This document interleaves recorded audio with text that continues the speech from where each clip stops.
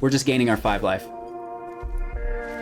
From ETB, which pushes up both of the clerics. And then, you know, we're at 30. Hello, good game. Welcome back, ghouls and goblins. I hope you're all having a magical day. Thank you for taking the time to like the video, subscribe to the channel, and check out the Linktree link. Whether you want to become a Patreon to support me, check out some of my cool tunes that I listen to, or join the community partaking in our contests and giveaways, all available within that Linktree. It's very important that you go ahead and give it a little bit of a snoopsy whoopsie. Today, we are playing with standard 2022 clerics within Silver Quill or Orzhov colors, black and white. And we're doing the dirty. We're making out incredibly well in the top 20 Mythic with a cleric deck, which is actually surprising to me, but it is what it is. In the video, we're going to break down the deck list, talk about strategies, synergies, then showcase all of that in our gameplay footage, wrapping up with our final thoughts, deck review, and, you know, just general community and game news that we may have to discuss. So again, thank you all for your time and attention. I appreciate each and every one of you for spending the time supporting me as a content creator, making sure that we can provide more content for you guys in the future. So with that being said, let's break down the deck and talk a little bit about standard 2022 clerics. All right, here we are. It is a 60 card, best of 1, 2.7 average mana value, 9 non-creatures, 28 creature deck with 23 basic land, but we do have an additional 3 copies of an MDFC land in here, taking us to 26. The deck revolves around Pyre of Heroes and the Righteous Valkyrie. The Righteous Valkyrie is one of my most hated cards right now in the 22 meta. It's, you know, Goldspan Dragon, Alrund's Epiphany, Righteous Valkyrie, Blizzard Brawl. These cards are absolutely ridiculous to deal with, and we're flexing with Righteous Valkyrie today. Sometimes you have to play on that evil side, and, you know, it worked out great for us, right? So if you're unfamiliar, it's a 2/4 for 3 mana with flying. Whenever another angel or cleric enters the battlefield under your control, you gain life equal to that creature's toughness. As long as you have at least 7 or more life than your starting total, creatures you control get +2/+2. So that is, you know, obviously amazing, and it's a stackable effect. So +2/+2, +4/+4, +6/+6 on a bunch of creatures that already have flying. Absolutely crazy. So we can get lucky and top deck this, or, you know, we just use Pyre of Heroes and tutor it out of our deck. It's a 2 mana artifact. We can pay 2, tap it to sacrifice a creature, searching our library for a creature card that shares a creature type with the sacrifice creature, cleric, and then it has mana value equal to +1 of that card's that was sacrifice value. Putting that card into the battlefield and then shuffling, activating only at sorcery speed, which is the biggest bummer about the whole thing. But at the end of the day, you know, we have a ton of 2-drop clerics that we can have in play. Sack them to bring Righteous Valkyrie immediately into play, which is absolutely incredible. With that being said, further value within Orah Skyclave Hierophant for 4, a 3/3 with lifelink, and whenever it or another cleric you control dies, return target cleric card with lesser mana value from your graveyard to the battlefield. So the nice thing here is, right, we're playing clerics, we're using Pyre to sacrifice clerics, which would trigger the Skyclave Hierophant to bring a cleric back into play, and we're tutoring one out from our library, so we can just build out clerics, which is really cool. Of course, building on that, Taborax, Hope's Demise for 3, a 2/2 with flying, and it has lifelink as long as it has 5 or more +1/+1 counters on it. And whenever another non-token creature you control dies, when we're sacking it with the Pyre, put a +1/+1 counter on Taborax. If the creature was a cleric, you may draw a card if you do lose 1 life. So not only are we putting counters on a creature, but we're drawing cards now when we sack. So cards out from our clerics out from our library into play, right, with Pyre, clerics from our graveyard back into play with Hierophant, and then drawing cards into our hand with Hope's Demise, right? So there's a ton of value there. Building on that, my favorite entry to the play lines is a turn 1 Soulmender. You can tap it to gain 1 life, and then you have turn 2 Cleric of Life's Bond. It's a 2/2. Whenever a cleric enters the battlefield, you gain 1 life, and whenever you gain life for the first time each turn, put a +1/+1 counter on the cleric. So it's great because you can tap the Soulmender on your opponent's turn to gain life for the Cleric of Life's Bond, pushing it up higher and higher, which is really, really cool. It's going to become, you know, a 7/7, and we have a single copy of Maul of the Skyclaves for 3. When it enters play, auto-equip it. Equipped creature gets +2/+2, has flying at first strike. That's solely for Cleric of the Life's Bond if it gets nice and beefy for us, which is pretty cool.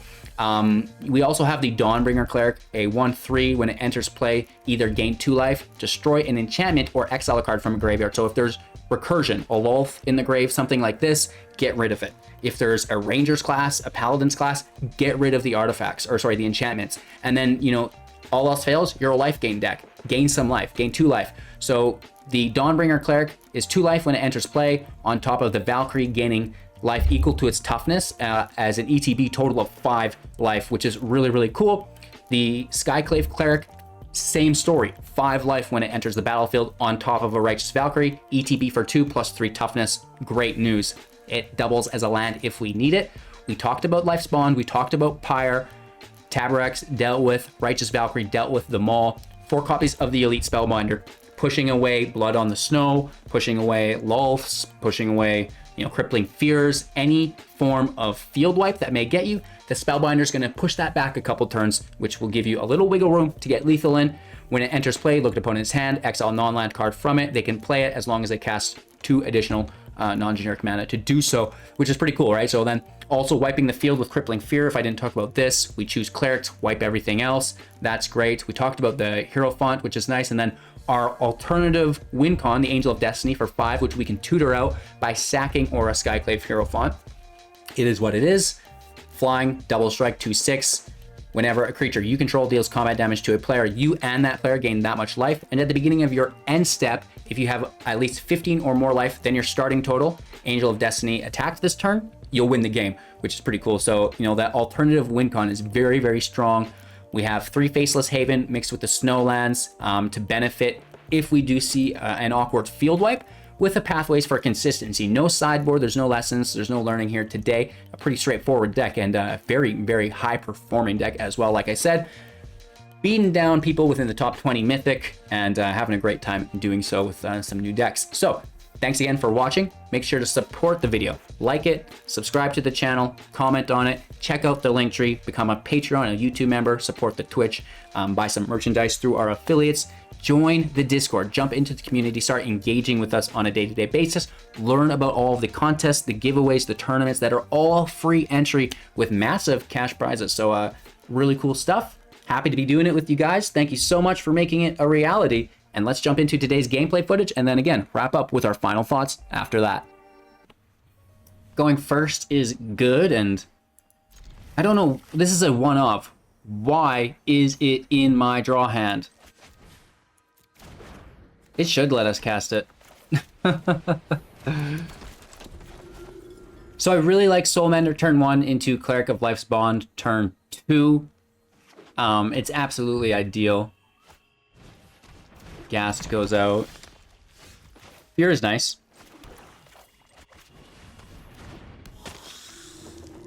We can pass our turn. They're going to try to kill the Soulmender, I assume.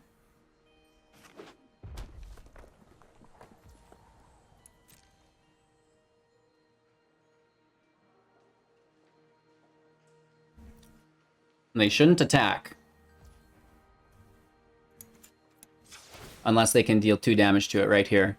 With like a shock or something. In response. But I don't want to miss out on it. It would have dealt 3 damage anyways.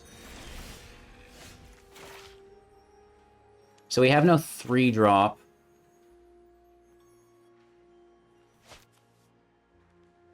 So this can be a land.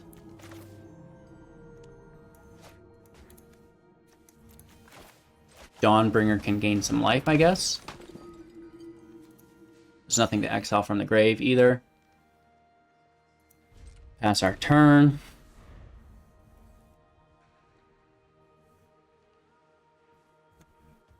Without the right draw hand, the deck does feel a little bit awkward.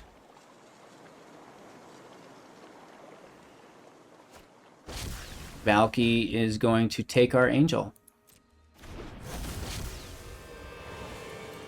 I mean, that's pretty cool. Could you imagine losing to our own alternative win condition.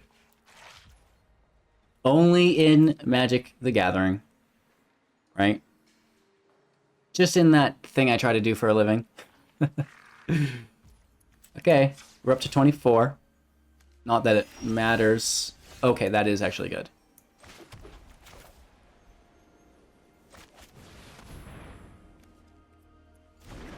We can take our Life's Bond out from the grave, potentially.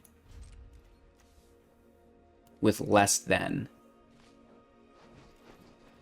So it would have to be Orah who died to get the Cleric out. Eye Twitch is fine, whatever. We need that second swamp real bad. And we can literally just offset this all the time. No blocks, just take it. And we just gain the life back, right?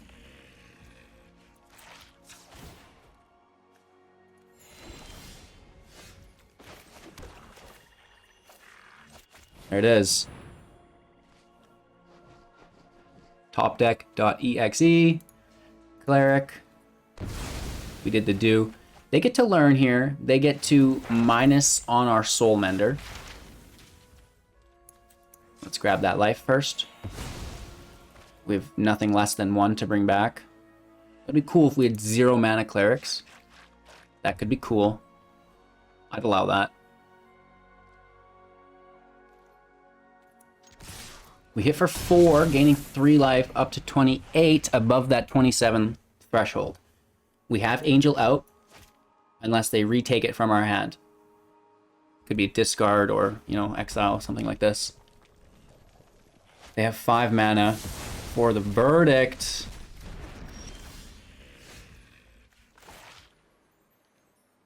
Let's just go to Angel Town.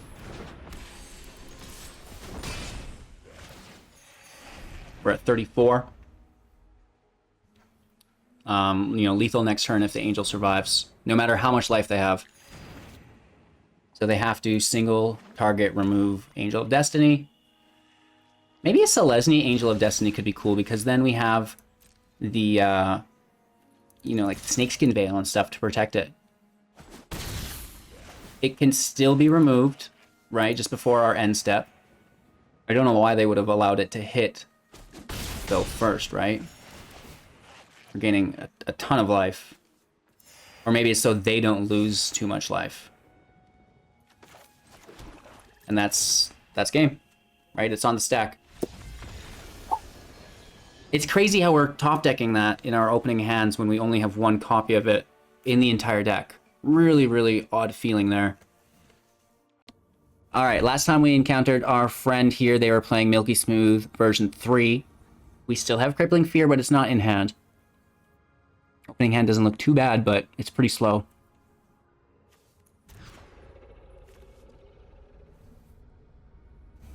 I'll allow it. We'll drop Soulmender. And our turn 1, turn 2 is nice, right? We're just looking for that second swamp. Hopefully the life gain can offset some of the damage they're doing. We do have Dawnbringer Cleric. Oh, they're playing maybe Bant Party now. Interesting. Pyre of Heroes. Not entirely bad either.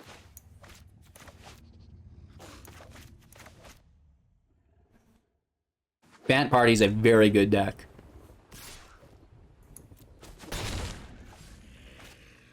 Ooh, 2 Arc Priests as well. Can we make it count, though, is the thing. Pass our turn. They might not know that the Soulmender pushes up Cleric. So maybe we can get a good kill in here.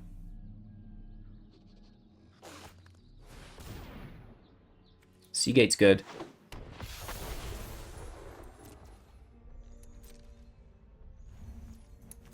Okay, we go up to 3.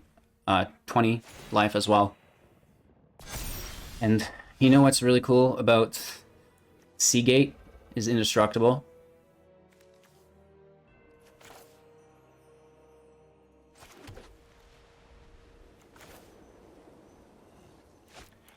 Let's gain 2 life. We go to a 4/4.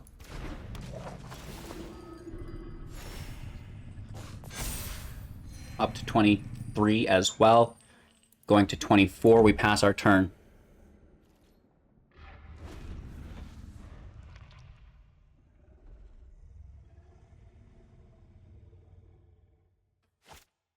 Oh!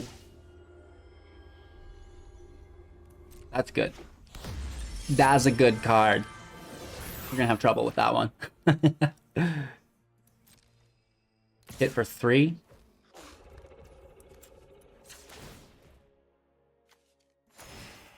We're gonna go down to 21 here.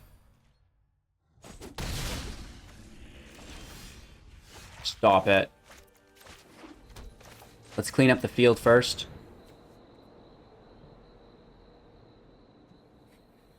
I love Crippling Fear right now. I'm sure you've noticed it's been in a lot of my recent decks. Oh! Oops! Those are clerics. It's funny how I just assumed. I didn't even think about that. That's a punt and a half. A punt and a half. We should have went to Pyre. We did get Linvana though. That is good. And maybe let's just beat down. It was all, no, it's okay. It's okay. That's actually probably still our best play.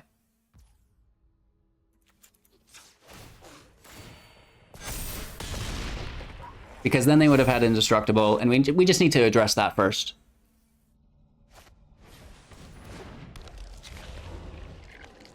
So that's the Cleric too, eh? Crippling Fear not so hot anymore. 10 damage, really. Probably should have played defensively. We're okay, though. We're okay.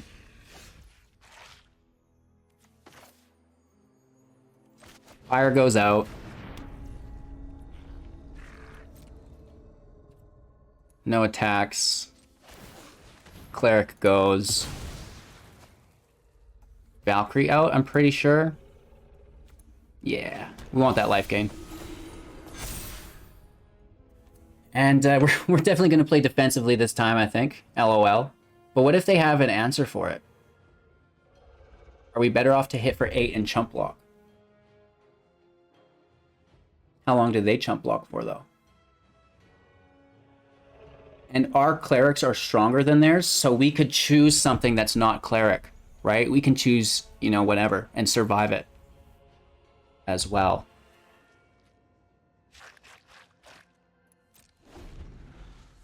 So that's what we'll do next turn. And then we're getting rid of the Archpriest. We're getting rid of the Vandal. Very good. Oh. We're going to lose our Pyre here. A little bit frustrating, but not the end of the world.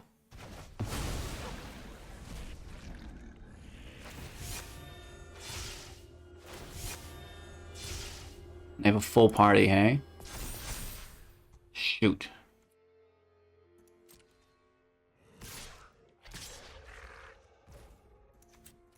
It's frustrating. No blocks. Yikes.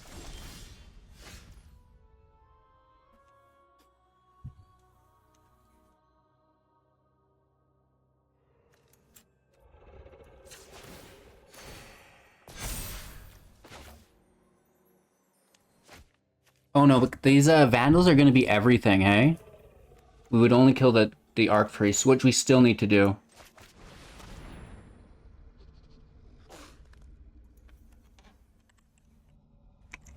Or is this multi-human? No, those are human too.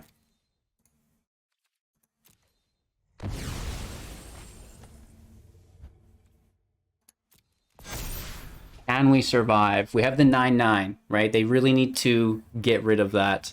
If they can, we're in trouble. If not, it looks fairly decent, I think. Spoils is good. Nice draw there.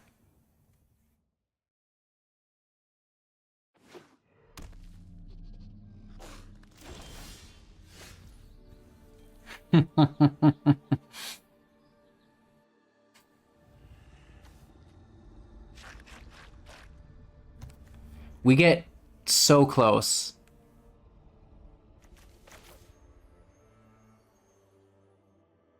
Let's see what's in that hand.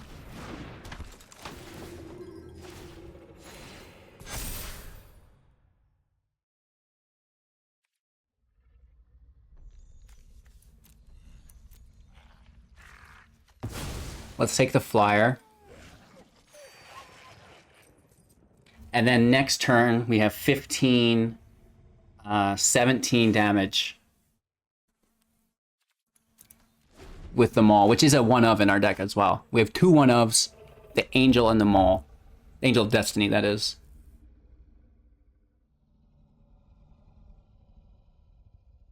So they need to spoil again, I guess.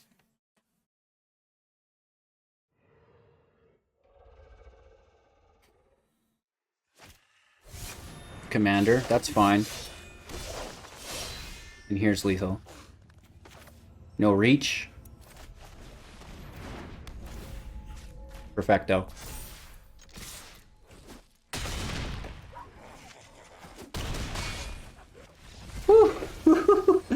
That was close. That Changeling deck, the party deck, really is a bad matchup for Crippling Fear. You can get around the clerics, you can get around the specific parties by choosing something else, even get our own clerics above it like we did. But the changelings, oh man, that is tough. Good game. Looks like a rematch, and we need to draw just another land, I guess. 38%. I'm gonna keep it, because worst case we can play the Pyre turn 2. And that gives us another turn to draw land. We might get screwed. It is what it is. I'm being greedy. I'm going to come right out and say it. But hey, if it works, there's a lot of good cards in this opening hand. Double mulligan.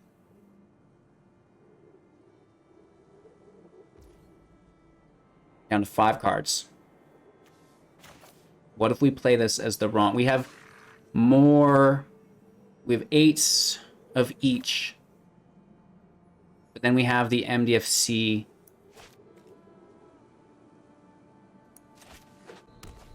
plains, so it should be a swamp. And it doesn't matter what we do, as we're coming for you. Okay. A 4th land is our Skyclave. They're playing Simic, blue and green, it would appear. Lots of interaction. Oh, there's white. This is Bant. Could be the party deck again. Oh, what am I talking about? We just played this person. It is the party deck.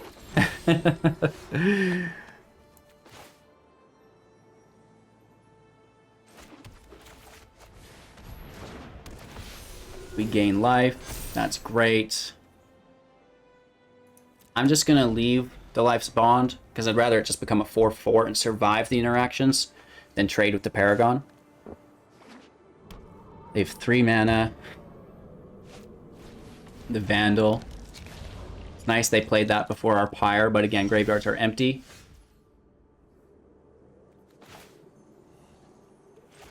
Let's go straight in with the Cleric. It's just really cool to become so strong, so quick. No attacks. We want to get to 27. If we can pull that 4th land, we're off to the races without the Pyre. Okay, Linvana is good.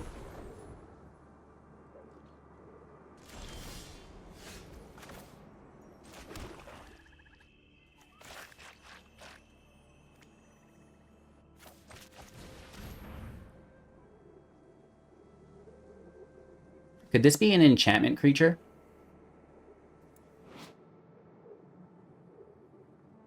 No, enchantment is not a type of creature. Neither is artifact. It's like gnome or rogue or you know what I mean? It's a card classification, not a card type, or whichever way that works. So even though it may be tempting to try to take that Vandal because you think it might be an enchantment, let's think that through, and it's not. We're just gaining our 5 life. Through from ETB, which pushes up both of the clerics. and then, you know, we're at 34, and we have spare land. And I think it's clobbering time. I'm going to be honest. Like, that's something that they probably want to block. A 7/7, 6/6, and a 4/6. They should chump block the Valkyrie, block the other two, then give everything indestructible. They take no damage. They keep the 2 creatures in play. They can take another turn. But I'll allow it. We popped off, right? And we're going to play Pyre too, and then we could sack the Dawnbringer for another Righteous Valkyrie, and then we just have the Hierophant in hand organically. Really nice matchup here. Going first, land looks good. 2 and 3 look nice. This is a 1-of. We're meant to tutor this out. So that's awkward. We really want the Pyre, and always prioritize playing your snowlands before the pathways in case there's a Redain.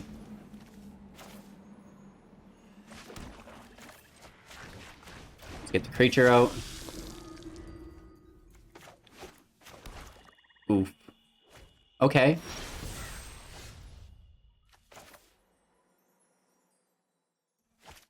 White source. This is a weird question, but I think we go for it. Just hit for 3. We have a Pyre and a Mender, or a Mender and a Cleric. Don't want to walk into a wipe, right? Not overly, anyways.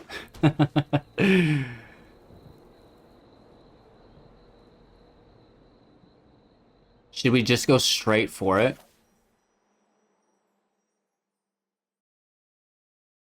Yeah. This is a good hit, right? And then just Pyre. And this is sorcery speed.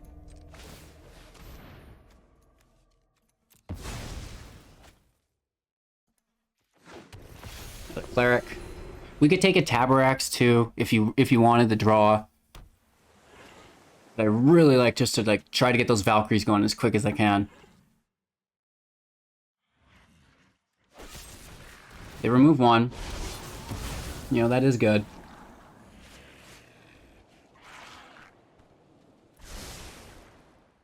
2 to the top. That's nice for them as well. They foretell over. Hit for 3. This would literally gain us 6 life. Do we just meme out?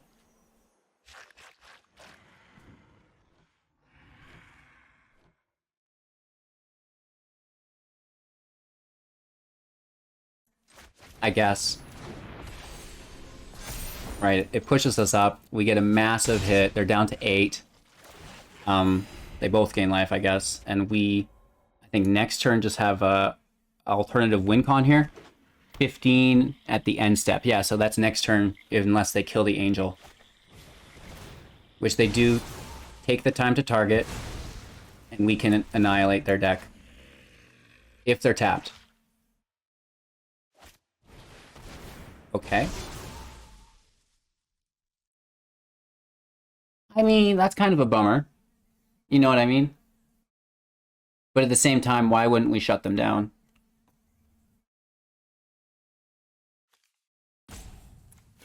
So sad. So sad. Because, you know, we want to be playing those cards and sacking them with the Pyre immediately. But at the same time, they're tapped. Choose Cleric. Wipe the whole field. They will gain some life, but at the end of the day, it is what it is. And I believe we want to sack this and pull the hero out. And then if it dies, the Valkyrie comes back. Stop it.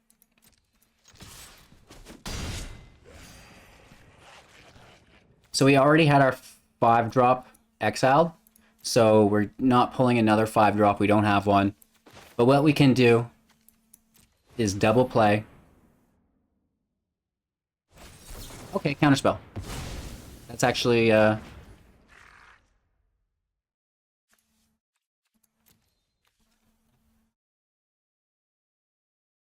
So it can't be less than, because it's not up to. It has to be the exact amount, right? And I think we're just gonna leave it there. I mean, when it died, we could pull a 3-drop out and then get the 5-drop. Maybe we should play with a second copy of the Angel. That might not be bad.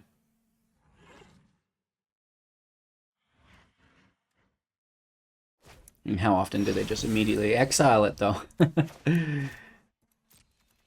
So we'll hit for 3.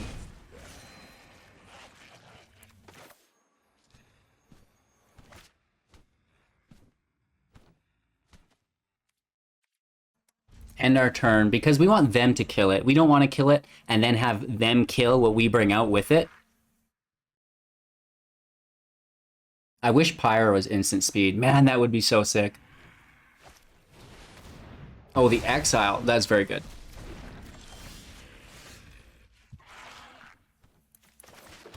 Too many lands on the dance floor. Too many lands. Too many lands on the dance floor. Tap those lands. Well, hallelujah. Probably a counterspell here, though. Maybe let's pretend like we have something underneath of it. It's just a land. Okay. Sag. Ooh, that Haven's nice. All runs Epiphany. No! Let's see how many more lands we can top deck. Xanathar. Wow. Okay, they're tapped out at least.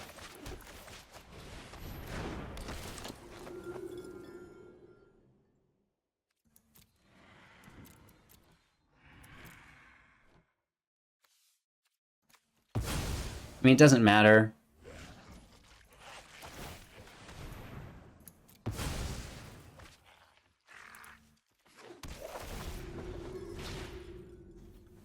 Do they have more exile? More all runs epiphanies, more double turns? And of course, at the beginning of your upkeep, you may choose target opponent until the end of turn. That player can't cast spells. You may look at the top card of their library at any time, and you may play those spells from their library and spend mana as though it were any. And, you know, they're playing clerics off the top of our library now. We getting memed out! Right, we're getting memed out here. It's hurtful. All runs Epiphany. What a great card.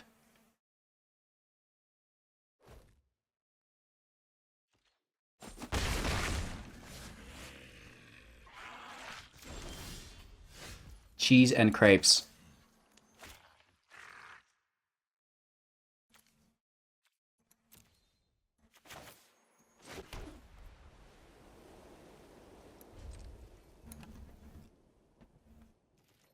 Zan the man.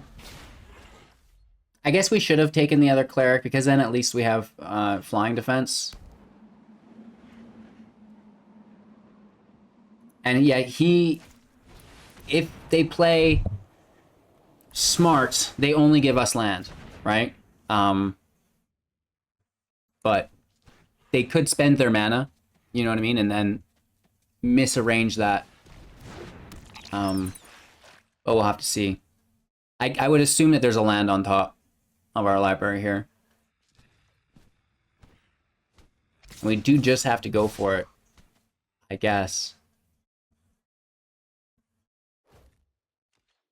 We can sack the Hierophant, grab... Oh my god, yeah, nice. So there's no Hoffrey in deck. Maybe I'll add a copy of Hoffrey. Right?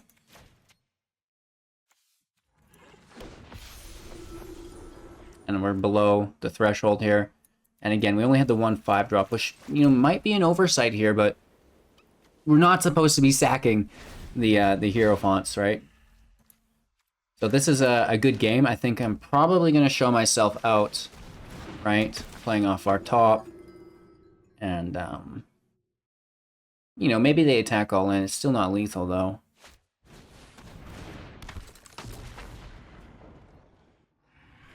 We could get a really nice Crippling Fear, but again, we'll never draw it. And they have counter magic. So I'm going to show myself out. We got Xanthard, baby. Taking the meme town. Good game. You love to see it, right? Heyo! So, 22 Clerics version 2.